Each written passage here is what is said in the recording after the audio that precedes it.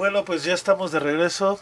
Vamos a analizar otro de los temas trascendentales dentro del porfiriato. ¿Sí? Este tema trascendental es muy importante analizarlo y ser objetivos en ese análisis porque prácticamente vamos a encontrar las situaciones negativas, ¿sí? Y un antecedente a lo que se vive actualmente en la vida histórica y política de nuestro país. Ok, bueno, hablaremos de lo que es rebelión y represión en el porfiriato. Y antes de iniciar, me gustaría recordarles que tienen que leer la página 83 y subrayar, ¿sí? Trato de anotárselos aquí en la diapositiva para que ustedes puedan tener a la mano toda esta información y no vaya a pasar lo que pasó en clases pasadas. Ok, durante el porfiriato hubo muchas manifestaciones de inconformidad, sobre todo de grupos desposeídos. La miseria en la que vivía la mayoría de la gente, el despojo de las tierras a los campesinos, la fuerte explotación de la que eran víctimas y la perpetuidad de Díaz en el poder aumentó el descontento entre la población. ¿Sí? Al inicio, pues todo, como todo sueño, como todo utopía, pues prácticamente se veía con buenos ojos el gobierno de Porfirio Díaz, gracias precisamente a todo esto que ya habíamos platicado referente al desarrollo de infraestructuras, de referentes a las distintas situaciones por las que abogaba Porfirio Díaz, ¿sí? Él básicamente quería hacer de México una segunda Francia. Es por eso que mucha de la infraestructura que existe en la Ciudad de México tiene que ver justamente con lo que existía anteriormente en Francia, con las edificaciones de Francia. Entonces eso es algo muy importante, quería instaurar modelos europeos en torno a la educación, en torno a los servicios que se otorgaba por parte del Estado. Sin embargo, pues recordemos que cualquier contexto se diferencia por su cultura y no podemos hablar que puedes generar nuevas conductas de los individuos, ¿sí? A partir de modelos ya preestablecidos en otro contexto muy diferente, ¿sí? Además, bueno, comentarles, Porfirio Díaz también eh, abogó por el arte, por las artes, ¿sí? El Palacio de Bellas Artes pues también es un legado que nos deja Porfirio Díaz y que de repente pues es una edificación muy importante, pero también nos pone en manifiesto toda la intencionalidad que este mandatario tenía en torno al cambio, ¿sí? Al cambio de percepción de los mexicanos, que ya podremos entrar en un análisis si era bueno o si era malo. Pero bueno, vamos a despejarnos un poco la cabeza sobre ello y vamos a hablar precisamente de lo que fue lo negativo del porfiriato, como ya lo veníamos hablando, ¿sí? El descontento de muchas personas, la desigualdad que se vivía, las situaciones que interferían, ¿sí? Para que la población pudiera acceder por lo menos a mejorar su calidad de vida, era lo que generaba tanto coraje, tanta situación de vulnerabilidad, tanto descontento, ¿sí? Porque a final de cuentas la mayor parte, el mayor porcentaje de la población de nuestro país es esa población que estaba siendo perjudicada por las decisiones, ¿sí? De lo que es el gobierno de Díaz, ¿sí? Entonces eso hay que tomarlo muy en cuenta. Creo que ya lo habíamos analizado también en el video que les había recomendado en las clases pasadas, pero hay que tomar muy en cuenta eso, ¿sí? Un legado negativo es precisamente esta situación que nos deja Díaz, esta situación que perdura y seguirá desafortunadamente perdurando, como lo es la desigualdad socioeconómica, ¿sí?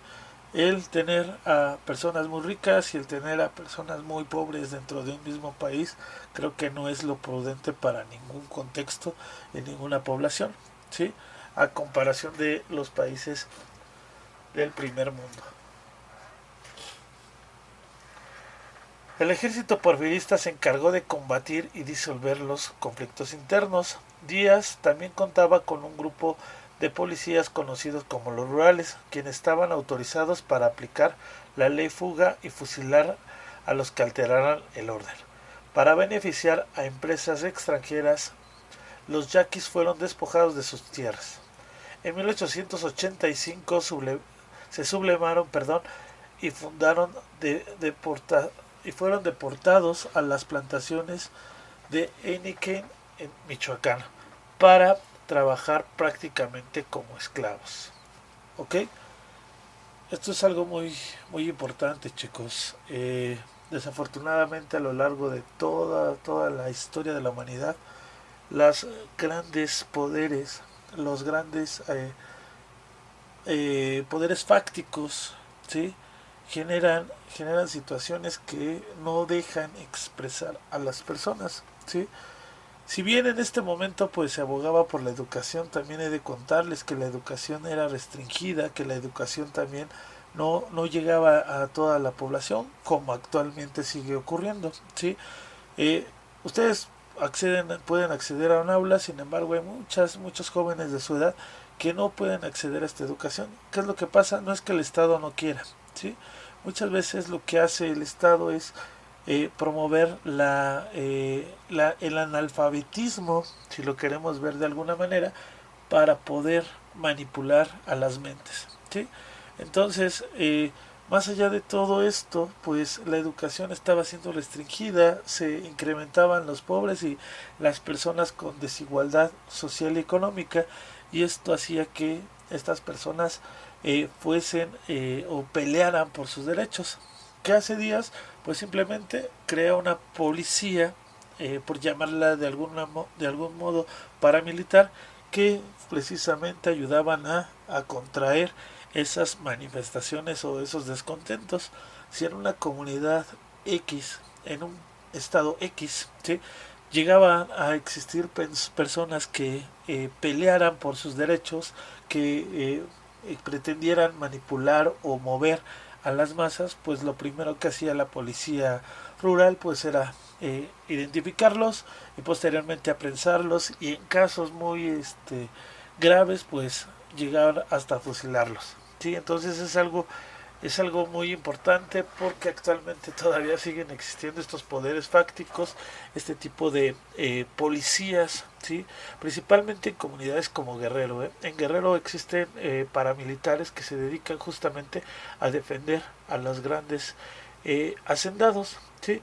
Y bueno, en la segunda parte del texto nos habla sobre los yaquis, nos habla que el gobierno dio concesiones a empresas transnacionales, y al momento en que los yaquis, que es un grupo indígena, ¿sí? trata de pelear por sus derechos, pues son despojados de sus tierras y son enviados a Yucatán para trabajar, ¿sí? en situaciones sumamente deplorables, sumamente eh, aberrantes, por llamarlo menos, ¿sí? en donde prácticamente, como bien lo dice el texto, pues se trata a los yaquis como esclavos. Heraclio Bernal fue ejecutado en 1886 por defender a los agricultores de Durango. En 1891, campesinos de Temochic fueron víctimas de una represión violenta. Porfirio Díaz también fue reprimió a los mayas, a quienes pacificó en 1904. ¿Sí? Nos habla de Heraclio Bernal, otra persona muy importante en la historia, quizás no oficial de nuestro país, que también es un luchador social y cuyo personaje, pues, más allá de todas las deficiencias que tenían los agricultores, pues trata de imponerse a lo que fue el gobierno de Porfirio Díaz. Sin embargo, como ya lo hemos platicado, Porfirio Díaz tenía todo un aparato, toda una herramienta, ¿sí? para poder controlar todos estos movimientos. ¿Ok? Y bueno, otro ejemplo que también vemos aquí, que en 1994 pues se pacifica a los mayas, ¿sí? Como ya la habíamos visto anteriormente en la guerra de castas, pues los mayas, una raza aguerrida, un grupo indígena aguerrido, sumamente luchador desde épocas prehispánicas, pues también no se dejaba, ¿no? Ellos querían abogar por sus derechos y las condiciones que estaban viviendo y finalmente pues son reprimidos. ¿Sí? En pocas palabras pues considero yo que aquí tenemos toda la información referente a lo que fue el lado oscuro del porfiriato. ¿Sí? Había muchas más represiones, había cero libertad de prensa, todo tendría que estar de acuerdo o pasaba por el ojo porfirista antes de ser publicado, antes de ser dado a conocer. Y cuando alguien se le salía de las manos, pues lamentablemente lo asesinaban. ¿Sí? Desafortunadamente sigue pasando esta situación, pero bueno.